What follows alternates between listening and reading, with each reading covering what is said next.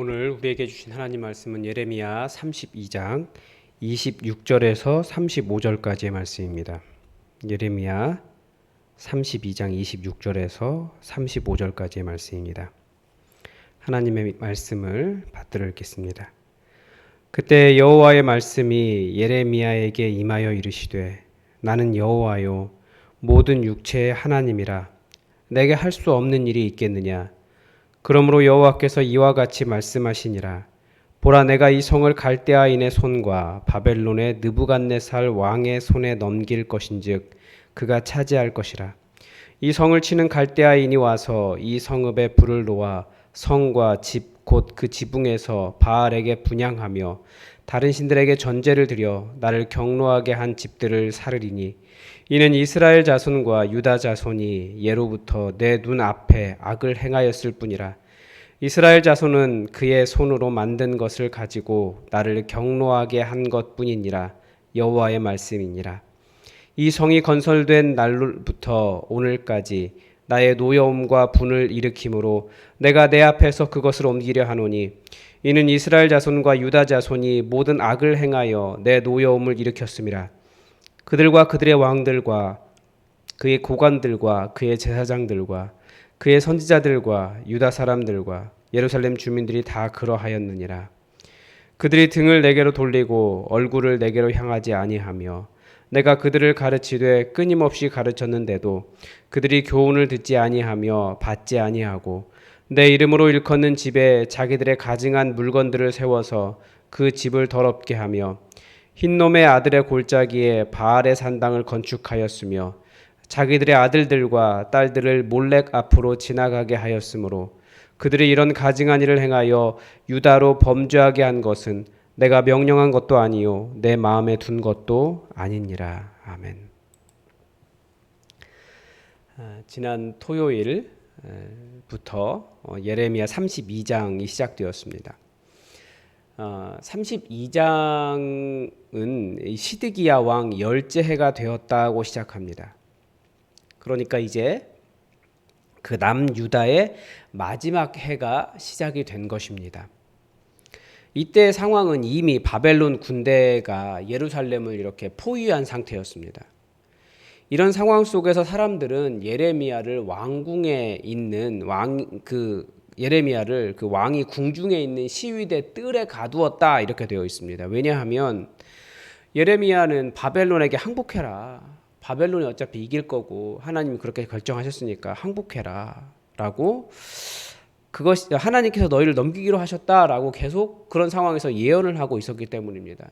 그러니까 열째 해니까 이미 한 3년 가까이 그 바벨론이 예루살렘 성을 포위하고 있는 상태였을 겁니다. 굉장히 힘든 상황이었죠. 근데 그렇게 간신히 버텨가고 있는데 부정적인 예언을 하니까 얼마나 눈에 가시처럼 보였겠습니까? 여기에는 신학적인 문제도 있었습니다. 이스라엘은 여호와 하나님께서 자기들을 영원히 지키실 것이다라고 생각했기 때문에 예레미야의 예언을 절대 여호와 하나님의 예언으로 그 말씀으로 듣지 않았을 것 같기도 합니다. 오늘 본문은 지금까지 그 이스라엘을 그렇게 지켜오신 하나님께서 왜 이스라엘을 그렇게 버리시는지를 잘 가르쳐 줍니다. 먼저 하나님의 경노, 진노, 분노와 관련된 구절들을 통해서 그 하나님께서 원치 않으셨던 정말 싫어하셨던 것이 무엇인지를 볼 수 있습니다. 먼저 29절 마지막에 보면 나를 경노하게 한 집들을 사르리라라고 말씀하십니다. 하나님께서 이 집들을 사르겠다라고 하시는 이유는 이 집들이 바알에게 분향한 집들이기 때문입니다. 그러니까 그들이 바알에게 분향, 그 향을 태웠듯이 하나님은 그 집을 태워버리시겠다라는 거예요. 그러니까 하나님은 정말 이런 우상 숭배를 싫어하십니다. 그 신도 아닌 것들에게 그렇게 온갖 정성 다하고 섬기는 것이 하나님을 경노하게 하신 것입니다. 그래서 그들이 분향했듯이 나도 너희들을 분향해버리겠다. 다 태워버리겠다. 이제 그런 뜻인 거죠. 그리고 30절에 보면 또 하나님을 경노하게 한 또 다른 것은 이스라엘 자손이 자기들의 손으로 만든 그것 때문입니다. 그러니까 우상이든지 신상이든지 뭐 성경 여러 가지 신을 만드는 그 우상을 만드는 방법이 나오는데 부어 만든 신이라든지 나무를 조각한 신상이라든지 이런 것들이 가득했다라는 거죠. 31절에 보니까 사람들은 이 성이 건설된 날로부터 지금까지, 그러니까 자기 손으로 무엇인가를 만들어 하나님의 노여움과 분을 일으켰습니다. 저는 이제 이 부분이 굉장히 좀 충격적으로 다가왔습니다. 그 예루살렘이라고 하는 성은 도시는 이전부터 있었습니다. 그런데 이 성을 하나님의 도성으로 세운 사람은 다윗 왕이었습니다. 이 하나님의 말씀에 따르면 아마도 다윗 시대에서부터도 지금까지 이 성이 건설된 날로부터니까 다윗 시대에서부터 사람들은 자신들의 손으로 신상을 만들어 세웠다라는 것입니다. 그러니까 우리는 성경의 관점으로 보기 때문에 그렇지만 실제 고고학적 관점으로 봐도 다윗 시대부터 뭐 그 이전부터라고도 말할 수 있을 것 같아요. 계속해서 예루살렘에는 우상이 세워져 왔습니다. 더군다나 34절에 보면 사람들은 이 가증한 것들을 어디에 세웠습니까? 내 이름으로 불리는 집, 이게 성전이죠. 성전이 하나님의 집이라는 뜻이거든요. 그러니까 성전에 이렇게 돌아가면서 쭉 그 난간을 세워서 그 위마다 사람들이 그런 것들을 세워놓은 거예요. 고위 관리들, 뭐 지역 유지들, 장로들, 아마 제사장들도 우리가 하나님께 정성을 다합니다. 제가 그래서 이만큼의 돈을 쏟아서 이렇게 녹여서 이런 신상 만들었습니다. 아니면 이 나무는 정말 썩지 않는 좋은 나무입니다. 예쁜 나무입니다. 이걸 이렇게 신상을 만들어서 제가 여호와상을 만들었습니다. 그러면서 성전 둘러서 쭉 해가지고 이런 것들이 역사적으로 한 몇백 년 동안 쌓여온 거죠.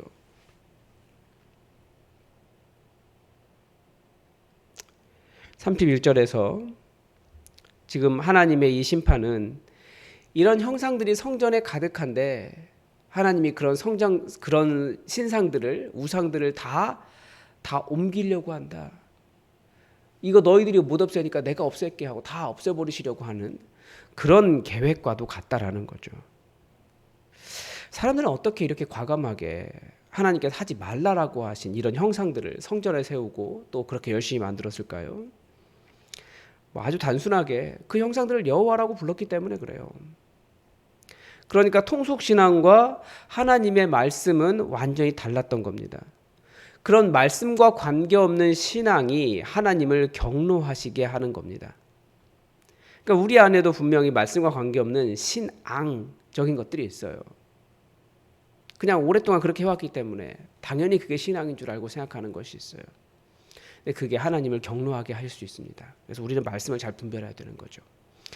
또한 32절에 보면 이스라엘 자손과 유다 자손이 모든 악을 행하여 하나님의 노여움을 일으켰다라고 되어 있습니다.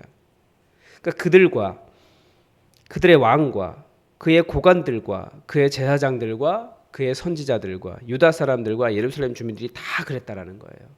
악을 행했습니다. 이때 말하는 악은 그 말 그대로 악한 행동입니다.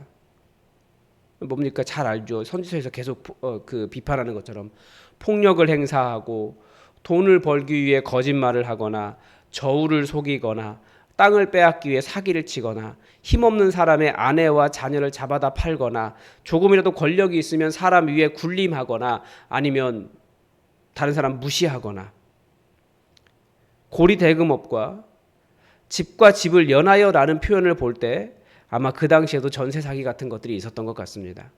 그러니까 이런 악들이 가득했다라는 거예요. 이런 악을 당하는 사람들을 성경에서는 가난한 사람이라고 표현합니다. 그런 가난한 사람들에게 악을 행한 것, 하나님은 계속해서 그렇게 하지 말라고 그들에게 가르쳤지만 그들이 하나님의 교훈을 듣지 않았다라고 33절에서는 고발하고 있습니다. 다 돈 때문이죠. 바로 이웃, 약한 자들, 가난한 자들에게 함부로 한 모든 일들을 하나님께서 용서하지 않으시겠다라고 하시는 것입니다. 그래서 우리도 우리 안에 있는 가난한 자들을 함부로 대하면 안 되는 거죠. 34절에서 35절에서는 다시 한번 그들의 우상을 정리해서 보여줍니다. 첫째는 성전에 자기들의 가증한 물건을 세워서 하나님의 집을, 성전을 더럽힌 것이고, 둘째는 바알의 산당을 건축한 것이고, 셋째는 자기들의 아들들과 딸들을 몰래 앞으로 지나가게 한 것입니다. 물론 이 시대는 이렇게까지 하지는 않을 겁니다. 그런데 신약 성경에서는 왜 이런 일들이 일어나는지를 지적하고 그것이 바로 우상숭배라고 가르쳐 줍니다. 첫 번째는 탐욕이죠. 우상숭배가 무엇입니까? 탐욕이에요. 그리고 성경은 내가 하나님을 섬기지 않고 나에게 구원자의 역할을 하는 모든 것이 우상숭배다라고 말합니다. 그러니까 내 머릿속에 하나님이 들어있지 않고 툭 건들면 나오는 모든 말들이 여호와 하나님에 대한 것이 아니라면 바로 그것이 내가 숭배하고 있는 대상이라는 거예요. 여러분, 사람을 만나면, 성도를 만나면 어떤 이야기를 많이 하십니까? 그게 하나님, 예수 그리스도에 대한 이야기입니까? 아니면 다른 이야기입니까? 그게 우상숭배가 될 수 있다는 거예요. 내가 정성을 다하여 또 하나님의 은혜를 끌어내겠다라고 하는 나의 자기의가 우상숭배입니다. 그러니까 성경은 계속해서 바리새인들을 율법과 싸우는 이유는 그 자기의 때문에 그래요. 그러니까 사람들이 왜 가증한 물건을 성전에 세웁니까? 내가 이렇게 하나님께 잘했다. 내가 이렇게 하나님께 정성을 다했다라고 하는 자기의라는 거예요.